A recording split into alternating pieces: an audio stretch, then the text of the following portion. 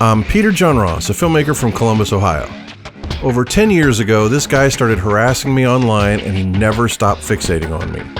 I decided to turn it into a documentary. I've been working on Social Media Monster for the past few years. The series of events are unfolding in real time as I've filed criminal charges against the guy, a civil stalking protection order, and things are just getting crazier. These are just behind-the-scenes updates to let everybody know what's going on with the film. I'm not really qualified to talk about current events, but just sometimes what's happening out there will just merge with what's going on with the documentary, Social Media Monster. According to an email obtained by NBC News, the move comes just days after Elon Musk completed a $44 billion takeover of the company. Twitter says the layoffs are necessary to ensure the company's success. He bought Twitter for $44 billion, and now he's got to make it pay. Elon Musk making major moves after his takeover at Twitter, telling employees layoffs will begin later this morning. Meanwhile, the biggest fear that most people seem to have is that Twitter's about to become a nightmarish hellscape with no moderation.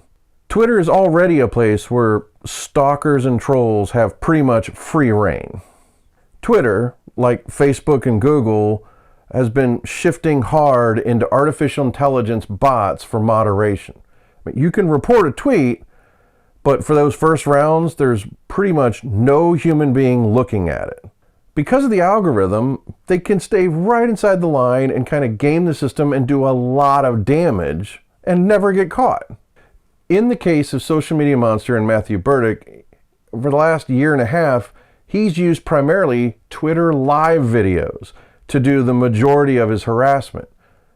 Aside from the drywall knife incident that I already described in another one of these vlogs, Matthew has had no less than 9 different Twitter accounts suspended in the last year and a half or so.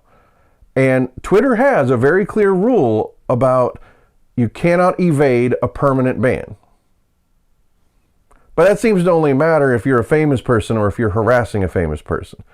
Twitter has shown no sign whatsoever of caring about the average user or even upholding their own rules because no one's making them do that.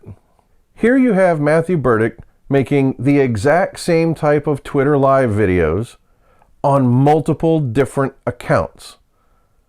Yet, because this is moderated by AI bots, there's no way to tell them something so basic, so obvious. It's the same guy doing the same type of videos on multiple accounts.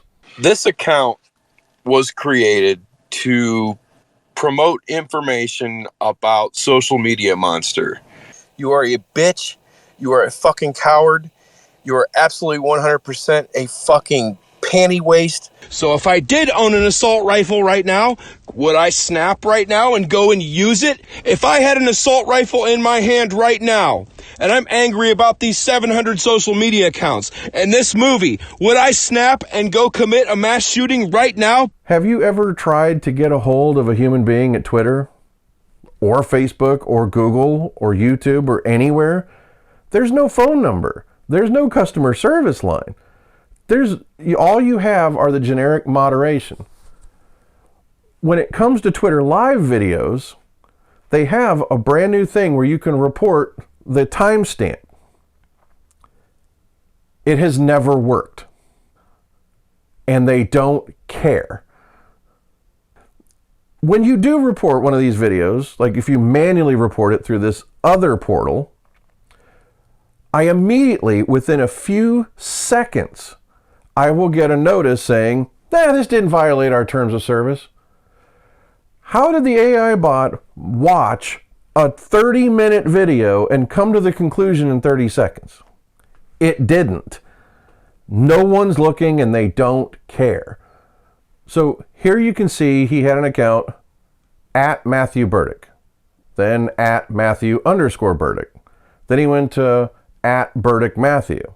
When that one got suspended, it became at Burdick_Matthew, and so on and so forth. The AI bots are not picking up on what is blatantly obvious. It's the same person. He's evading a permanent ban. Most of the time, Matthew Burdick will record a very abusive video and then delete it immediately. How long can this guy fucking push on me before I just fucking step up and I just erase him? And that are you telling me that that's my only solution?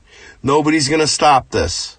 He wanted to make sure somebody saw it or they recorded it, they got harassed, and then he gets away with it. And guess what? He does.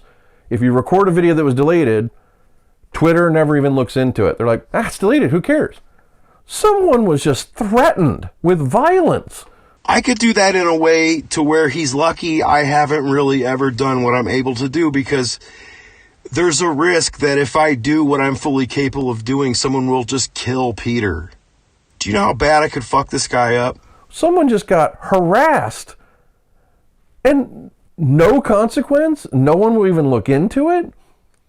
Usually Burdick's accounts will get shut down eventually when, it could be weeks or months later after seeing a compilation of dozens of complaints. When someone finally may or may not look into it, they'll see the first 2 or 3 or 4 offenses and go, oh, okay, we'll delete it. He just creates another account within a few minutes if he hasn't already created a backup account ready to go as soon as this happens. You could talk to one human being, even by email.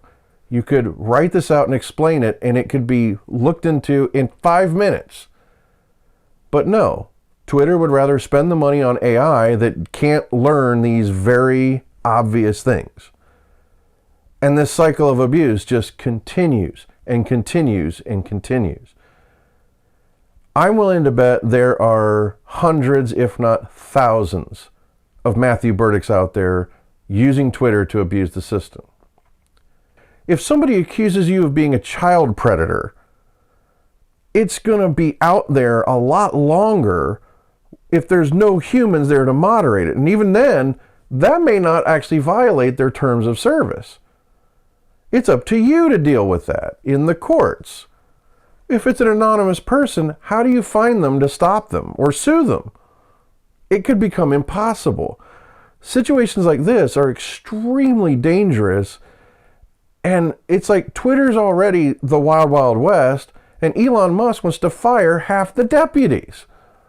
If you are a stalker or a harasser or a cyber predator, Twitter appears to be the place for you. They ain't moderating. Learning how to cheat the AI bots and get around the algorithm seems to be very easy. That seems to be the place to go. And I don't see any sign that they're going to even try to make it better for the average user that just wants to have positive interactions with people.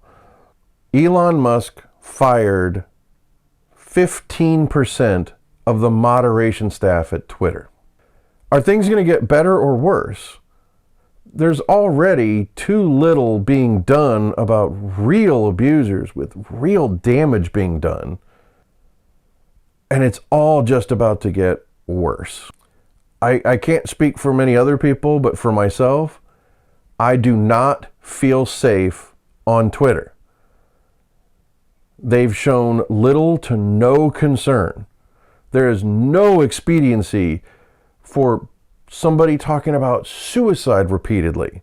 I started to be concerned about this because I have a history of suicide attempts.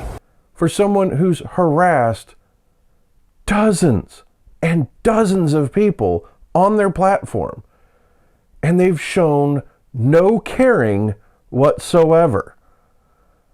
I'm not real up on this. I don't know anything about Elon Musk. I don't really pay that much attention to him or what billionaires do. But this idea that he wants to make it a free speech type zone and have less moderation when it clearly needs more, they should be spending their money to make it a better place, not a place where abusers can run free with no consequence.